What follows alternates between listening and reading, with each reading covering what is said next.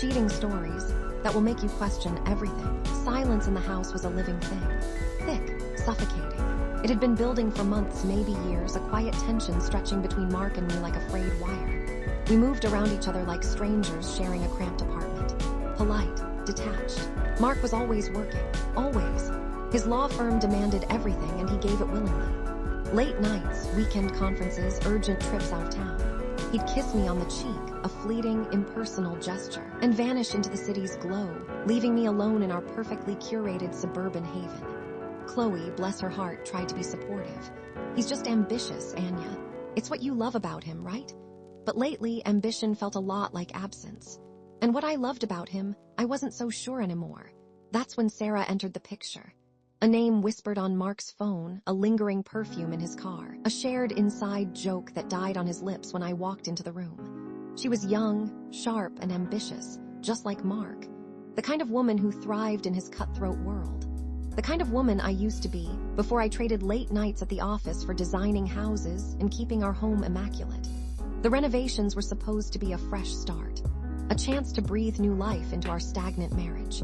Instead, they brought Ethan. Ethan was everything Mark wasn't present, attentive, genuinely interested. He was a contractor, yes, but he was also an artist. He saw the potential in our dated kitchen, the way light could dance across the new countertops, the feeling of warmth a custom-built island could bring. He listened to my ideas, really listened, and somehow managed to translate my vague Pinterest boards into something tangible and beautiful. "You have a great eye, Anya," he'd said one afternoon, his hand brushing mine as we looked over the plans. "You really understand space." It was a small thing, a casual compliment, but it resonated with me. Mark hadn't complimented my work in months. He just saw it as a hobby, a way to fill my time while he conquered the legal world. Ethan's partner, David, was a practical, no-nonsense kind of guy. He clearly didn't get the vibe between Ethan and me. He'd give Ethan these exasperated looks, like he was dealing with a child playing with fire. I tried to ignore it. The renovation became an excuse. Late-night meetings to discuss tile samples, urgent phone calls to clarify design details, stolen moments amidst the sawdust and hammering. We'd talk about everything and nothing. Our dreams, our fears, the things that made us laugh, the things that kept us up at night. I found myself opening up to him in ways I hadn't been able to with Mark in years. One evening, after a particularly long day, Ethan stayed late to finish up some trim work. Mark was stuck in a meeting, as usual. The house was quiet, filled with the scent of fresh wood and unspoken desires. We were standing close, examining a paint sample, and suddenly the air crackled with electricity. He turned to me, his eyes searching mine. "Anya," he whispered, his voice husky. I knew I should stop him. I knew it was wrong, but the loneliness had become a gaping hole inside me, and Ethan was offering a way out. I didn't stop him. The affair was reckless, consuming, and utterly terrifying. It was stolen moments in empty rooms, frantic whispers in the dark, the constant fear of being caught. It was also exhilarating, a forbidden pleasure that made me feel alive again. Mrs. Davies, our elderly, eagle-eyed neighbor, was always watching. I'd see her peering through her curtains, her expression a mixture of curiosity and disapproval. I started to feel like I was living in a fishbowl, every move scrutinized, every secret on display. Mark was oblivious, or so I thought. He was so wrapped up in his work, so consumed by his own ambition that he didn't notice the changes in me. The way I avoided his touch, the way I flinched when his phone rang, the way I stared out the window, lost in my own guilty thoughts. One Saturday, Mark announced he had to fly to Chicago for an important client meeting. My heart sank. Sarah lived in Chicago. The pieces were falling into place. That night, I couldn't sleep. I tossed and turned, haunted by images of Mark and Sarah, of Ethan and me. The guilt was suffocating. I got out of bed and went downstairs, drawn to the newly renovated kitchen. Ethan had left his toolbox on the counter. I opened it, rummaging through the tools, searching for something, anything, to distract me from the turmoil in my head. I found a small wooden box tucked away in the corner. I opened it and gasped. Inside were several intricately carved wooden birds, each one unique and beautiful. "These are incredible," I said when Ethan arrived the next day. "You made these?" He shrugged, a hint of embarrassment on his face. "Yeah, it's just something I do in my spare time. It helps me relax." "They're amazing," I repeated, tracing the delicate details of one of the birds. "You should sell them." "Maybe someday," he said, his eyes meeting mine. "But for now, they're just for me." The connection between us was undeniable.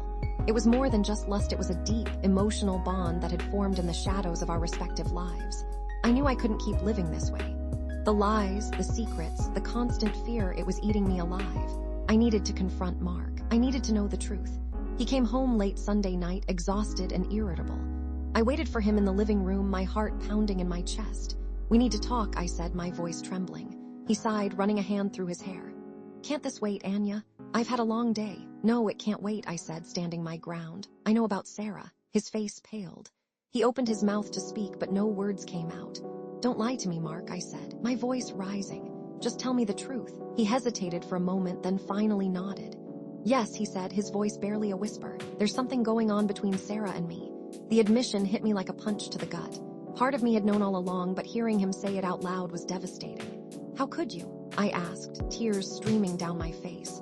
"How could you do this to us?" "I don't know," he said, his voice filled with remorse. "It just happened. I never meant to hurt you." "But you did," I said, my voice shaking with anger. "You broke my heart." The argument escalated, fueled by years of resentment and unspoken grievances. We screamed and shouted, accusing each other of betrayals and failures. The perfectly curated facade of our marriage shattered into a million pieces. In the heat of the moment, I blurted out the truth about Ethan. The look on Mark's face was one of utter disbelief. "You too?" he asked, his voice hollow. The hypocrisy of it all was almost comical. We had both sought solace in the arms of others, driven by our own insecurities and desires. The next few weeks were a blur of lawyers, paperwork, and bitter accusations. The house, once a symbol of our love and success, became a battleground. We divided our belongings, our memories, our lives. Ethan tried to be there for me, but the guilt and the shame were too much to bear. Our affair had been a temporary escape, a fleeting moment of passion in the midst of our unhappiness. It couldn't survive the harsh light of reality.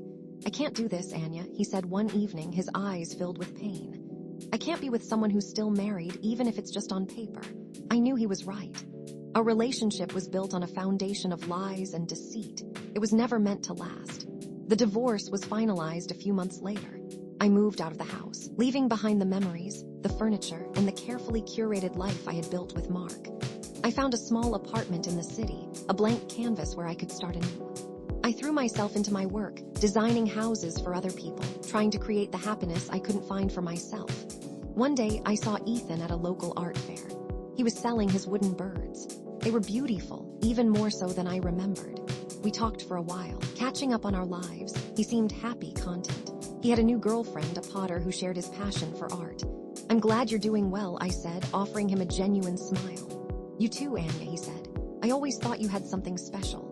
I bought one of his birds, a small, delicate wren. I placed it on my desk in my new apartment, a reminder of the passion and the pain of the past. I never spoke to Mark again. He moved to Chicago with Sarah, and I heard through mutual friends that they were doing well. I didn't begrudge him his happiness. We had both made mistakes, and we had both paid the price. I was alone, yes, but I was also free. Free from the lies, the secrets, and the suffocating silence of my marriage. I had lost everything, but I had also gained something, a newfound sense of self, a resilience I never knew I possessed, and a determination to rebuild my life on my own terms. The scar of the affair would always be there, a reminder of the choices I had made and the consequences I had faced. But it was also a reminder that even in the darkest of times, there is always hope for a new beginning. I don't know what the future holds, but I'm ready for it.